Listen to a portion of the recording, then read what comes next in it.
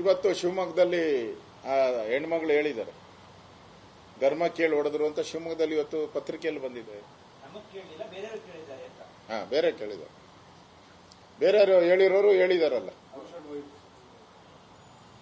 ಬೇರೆಯವ್ರು ಯಾರ್ಯಾರು ಕೇಳಿದಾರೋ ಹೇಳಿದ್ದಾರೆ ಅಲ್ಲ, ಅವರು ಬೇರೆಯವ್ರು ಹೇಳಿದ್ರು ಅಂತ ಹೇಳಿದ್ದಾರೆ. ಅಲ್ಲಿ ಯಾರ್ಯಾರು ಹತ್ಯೆಗೊಳಗಾಗಿದ್ರು ಅವರ ಕುಟುಂಬದವ್ರು ಹೇಳಿದ್ದಾರೆ ಅಂತ ಹೇಳಿದ್ದಾರೆ. ಮತ್ತೆ ಭೂಷಣ್ ಅವರು ಮಿಲಿಟರಿ ಅವರು ಹೇಳಿದ್ದಾರೆ. ಇದನ್ನ ನಾವು ಹೇಳ್ತಾ ಇಲ್ಲ, ನಾನು ಹೇಳ್ತಾ ಇಲ್ಲ, ಇಡೀ ಇಂಡಿಯಾದಲ್ಲಿರೋ ಎಲ್ಲಾ ಚಾನಲ್ ಹೇಳಿದ್ದಾರೆ. ಅವ್ರಿಗೆಲ್ಲ ಹಂಗಾರೆ ಸುದ್ದಿ ಹಾಕಿರೋದು ತಪ್ಪ? ಇಡೀ ಇಂಡಿಯಾದಲ್ಲಿರೋ ಎಲ್ಲಾ ಚಾನಲ್ ಸುದ್ದಿ ತಪ್ಪ? ಹಂಗಾರೆ ಮೋಸ ಹಾಕಿದಾರ? ಮಾಧ್ಯಮದವರು ಮೋಸವಾಗಿ ಹಾಕಿದ್ದಾರೆ ಹೇಳಿ, ಕ್ರಮ ತೆಗೆದುಕೊಳ್ಳಿ. ಈಗ ಮಾಧ್ಯಮದವರು ಫಸ್ಟ್ ಮಾಧ್ಯಮದಲ್ಲೇ ಬಂದಿದ್ದು, ನಾವ್ಯಾರು ಸ್ಟೇಟ್ಮೆಂಟ್ ಕೊಟ್ಟಿಲ್ಲ. ಫಸ್ಟ್ ಮಾಧ್ಯಮದಲ್ಲಿ, ಎಲೆಕ್ಟ್ರಾನಿಕ್ ಮಾಧ್ಯಮದಲ್ಲಿ ಬಂತು. ಹಾಗಾದ್ರೆ ಕೇಸ್ ಹಾಕ್ಲಿ. ಎಲ್ಲ ಎಲೆಕ್ಟ್ರಾನಿಕ್ ಯಾರ್ಯಾರು ಮಾಧ್ಯಮದವರು ಧರ್ಮ ಕೇಳಿ ಹೊಡೆದಿಲ್ಲ ಅಂದ್ರು ಅವ್ರ ಮೇಲೆ ಕೇಸ್ ಹಾಕ್ಲಿ. ಎಲ್ಲ ದಮ್ಮಿದ್ರೆ ಇವರಿಗೆ ತಾಕತ್ತಿದ್ರೆ ಕೇಸ್ ಹಾಕ್ಲಿ, ಅವ್ರ ಮೇಲೆ ಹಾಕಿ ನೋಡೋಣ, ತೀರ್ಮಾನ ಆಗೋಡ್ಲಿ. ಅದು ಸತ್ಯನ ಸುಳ್ಳೋ ತೀರ್ಮಾನ ಆಗ್ಲಿ. ನಿಮ್ಗೇನಾನ ಗೌರವ ಇದ್ರೆ, ಮಾನ ಮರ್ಯಾದೆ ಇದ್ರೆ ಕಾಂಗ್ರೆಸ್ ಅವರು ಹಾಕಿ ಕೇಸ್ ಎಲ್ಲ ಮಾಧ್ಯಮದ ಮೇಲೆ. ಮತ್ತೆ ನಾವೆಲ್ಲ ಹೇಳಿದ್ರಿ, ನಮ್ಮೇಲೂ ಕೇಸ್ ಹಾಕಿ, ನಮ್ಮೇಲೂ ಕೇಸ್ ಹಾಕಿ, ಮಾಧ್ಯಮದವ್ರ ಮೇಲೆ ಕೇಸ್ ಹಾಕಿ. ಆ NIನವ್ರು ಏನೋ ಹೇಳಿದ್ದಾರೆ ಅವ್ರ ಮೇಲೂ ಕೇಸ್ ಹಾಕಿ. ಫರೂಕ್ ಅಬ್ದುಲ್ಲಾ, ಒಮರ್ ಅಬ್ದುಲ್ಲಾ ಅವ್ರು ಹೇಳಿದ್ದಾರೆ, OYC ಹೇಳಿದ್ದಾನೆ, ಅವ್ರ ಮೇಲೂ ಕೇಸ್ ಹಾಕಿ. ನಿಮ್ಗೇನಾನ ನೀವು ನಿಜವಾದ ಕಾಂಗ್ರೆಸ್ ಅವರಾಗಿದ್ರೆ,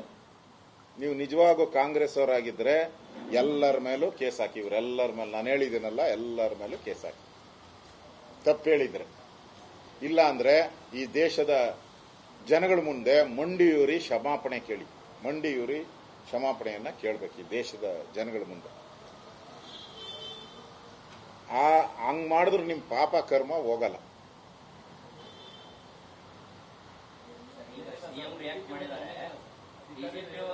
ರಾಜಕಾರಣಕ್ಕೆ ರಾಜೀನಾಮೆ ಕೊಡ್ಲಿ, ಆಮೇಲೆ ನಮ್ಮನ್ನ ರಾಜೀನಾಮೆ ಕೇಳಿ ಸಿಎಂ ಈಗ ನಾವ್ಯಾರು ದೇಶ ವಿರೋಧಿ ಹೇಳಿಕೆಯನ್ನ ಕೊಟ್ಟಿಲ್ಲ. ಪಾಕಿಸ್ತಾನ ಪರವಾಗಿ ಹೇಳಿಕೆಯನ್ನ ಕೊಟ್ಟಿಲ್ಲ. ನಾವೆಂಗೆ ದೇಶಕ್ಕೆ ದ್ರೋಹ ಬಗೀತೀರಿ? ನಾವ್ಯಾರು ಕೊಟ್ಟಿಲ್ಲಲ್ಲ. ಕೊಟ್ಟೋರು ಯಾರಿದಾರೋ ಅವರು ರಾಜಕೀಯದಿಂದ ನಿವೃತ್ತಿ ಆಗಬೇಕು. ನಾವ್ಯಾರು ಕೊಟ್ಟೇ ಇಲ್ಲಲ್ಲ. ಕೊಟ್ಟೋರು ನೀವು ತಾನೆ.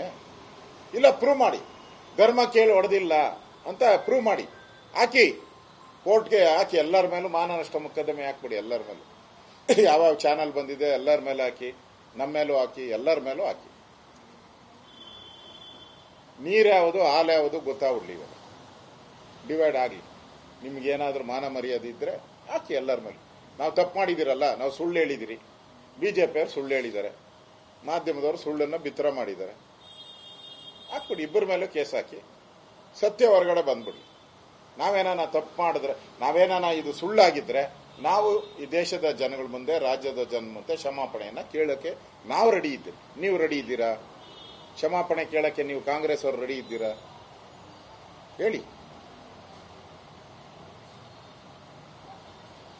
ಆ ದೇಶ, ರಾಜ್ಯದ ಮುಖ್ಯಮಂತ್ರಿನೇ ಹೇಳಿದ್ದಾರೆ. ಇದು ಯಾರು ಹೇಳಬೇಕು? ಇನ್ಸಿಡೆಂಟ್ ನಡೆದಿರೋದಲ್ಲಿ ಕಾಶ್ಮೀರದಲ್ಲಿ ಆ ರಾಜ್ಯದ ಮುಖ್ಯಮಂತ್ರಿ ಹೇಳಿದಾನಲ್ಲ.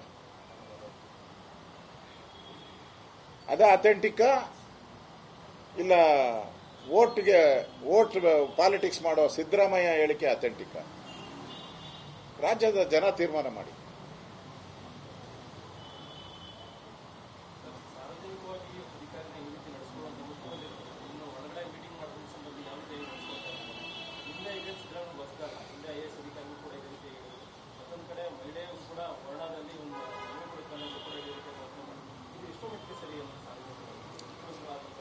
ನೋಡಿ, ಸಿದ್ದರಾಮಯ್ಯನವ್ರಿಗೆ ಜನಗಳಿಗೆ ಪಬ್ಲಿಕ್ಸ್ಗೂ ಗೌರವ ಕೊಡಲ್ಲ. ವರ್ಣದಲ್ಲಿ ಒಂದು ಸಭೆ ಮಾಡೋ ಸಂದರ್ಭದಲ್ಲಿ ಹೆಣ್ಮಗಳು ಬಂದಾಗ ಅವಳನ್ನ ಹಿಡ್ಕೊಂಡು ಎಳೆದಾಡಿದ್ದು ನಾವು ನೋಡಿದಿರಿ. ಅದೆಲ್ಲ ಕೂಡ ಮಾಧ್ಯಮ ಅಂದ್ರೆ ಪಬ್ಲಿಕ್ಗೂ ಮರ್ಯಾದೆ ಕೊಡಲ್ಲ. ಯಾರು ವೋಟ್ ಹಾಕಿದಾರೋ ಅವ್ರಿಗೂ ಮರ್ಯಾದೆ ಇಲ್ಲ. ನಿನ್ನೆ ಯಾರೋ ಪಾಪ ನನ್ನ ಮಗುನ ಕಾಪಾಡಿ ಕಾಪಾಡಿ ಅಂತ ಬೇಡ್ತಾನೆ ಇದ್ದಾಳೆ ಅಲ್ಲಿ ಕುಂದುಕೊರತೆ ಸಭೆಯಲ್ಲಿ. ಕೇರ್ ಮಾಡಿದ್ರೆ ಹೊರಟೋದ ಮನುಷ್ಯ, ಅವ್ರನ್ನೂ ಕೇರ್ ಮಾಡಲ್ಲ. ಅದು ಆಮೇಲೆ ಅಧಿಕಾರಿಗಳು ಡಿಸಿಗೂ ಗೌರವ ಕೊಡಲ್ಲ, SP ಗೆ ಗೌರವ ಕೊಡಲ್ಲ. ಲೇ ಬಾ ಹೋಗು ಅಂತಾರೆ. ಇಲ್ಲೇ ಬೀದಿಯಲ್ಲಿ ಹಿಂಗಾದ್ರೆ ಇನ್ನೇನ ಇಂಡೋರ್ ಮೀಟಿಂಗ್ ಅಲ್ಲಿ ಇವ್ರು ಮಾತಾಡೋ ಅಂತ ಮಾತುಗಳೇನ ಕೇಳ್ಬಿಟ್ರೆ ಈ ಅಧಿಕಾರಿಗಳು ಯಾಕನ ಹೋತಾರೋ ಗೊತ್ತಿಲ್ಲ ಅಂತ.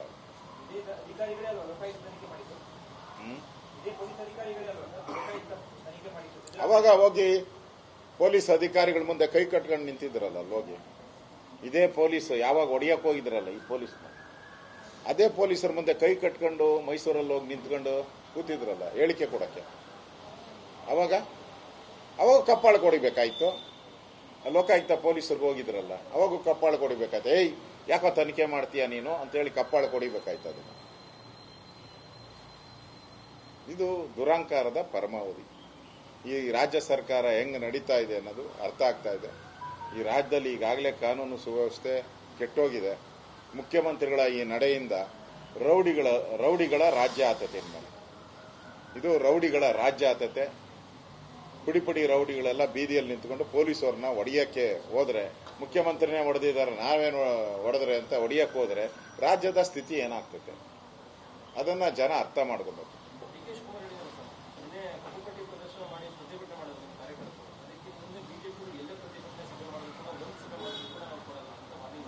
ಸವಾಲು,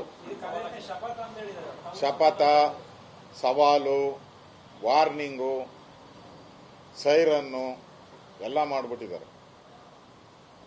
ನಾನು DK ಶಿವಕುಮಾರ್ಗೆ ಹೇಳಕ್ಕೆ ಇಸ್ತೇನೆ, ಅಣ್ಣ ಈ ಉಳಿದಿರೋದೇ 2 ರಾಜ್ಯ ದೇಶದಲ್ಲಿ, ನೀನು ಅದು ಕಿತ್ಕೊಂಡು ಹೋಗ್ತದೆ. ಇನ್ನೇನು ನೆಕ್ಸ್ಟ್ ಎಲೆಕ್ಷನ್ ಅದು ಕಿತ್ಕೊಂಡು ಹೋಗ್ತದೆ.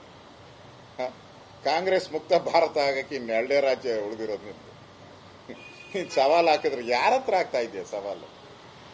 ಇಡೀ ಪ್ರಪಂಚದಲ್ಲೇ ನಂಬರ್ 1 ಪಾರ್ಟಿ ನಾವು. ಇಡೀ ಪ್ರಪಂಚದಲ್ಲಿ ನಂಬರ್ 1 ಪಾರ್ಟಿ. 20ಕ್ಕೂ ಹೆಚ್ಚು ರಾಜ್ಯಗಳಲ್ಲಿ ಅಧಿಕಾರ ಮಾಡ್ತಾ ಇದ್ದೀರಿ ನಾವು. ಈ ದೇಶದ ಪ್ರಧಾನಿ ಭಾರತೀಯ ಜನತಾ ಪಾರ್ಟಿಯವರು. 20 ರಾಜ್ಯದ ಮುಖ್ಯಮಂತ್ರಿಗಳಿದ್ದಾರೆ.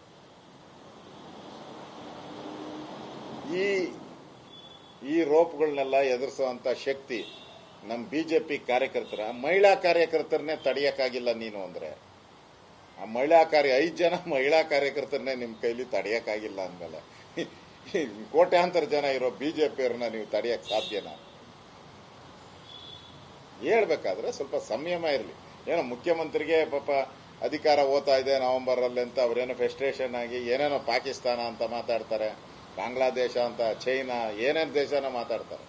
ನೀವ್ಯಾಕೆ ಮಾತಾಡ್ತೀರ? ಅದರಿಂದ ಸಂಯಮ ಇರಲಿ. ಹೋರಾಟ ಯಾವುದಕ್ಕೋಸ್ಕರ ಮಾಡಿದ್ದಾರೆ? ನೀವು ಪಾಕಿಸ್ತಾನ ಪರವಾಗಿ ಮಾತಾಡಿದಕ್ಕೋಸ್ಕರ ಹೋರಾಟ ಮಾಡಿದ್ದಾರೆ.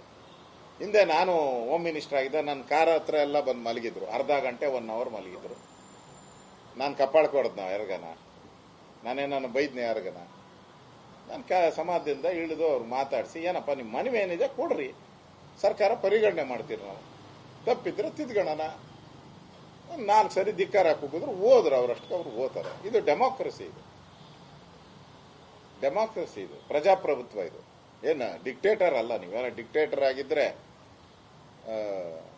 ಪ್ರತಿಭಟನೆ ಮಾಡಬಾರ್ದು, ಹೋರಾಟ ಮಾಡೋದು. ಈಗ 18 ಜನ ಸಸ್ಪೆಂಡ್ ಮಾಡಿದ್ದೀರಾ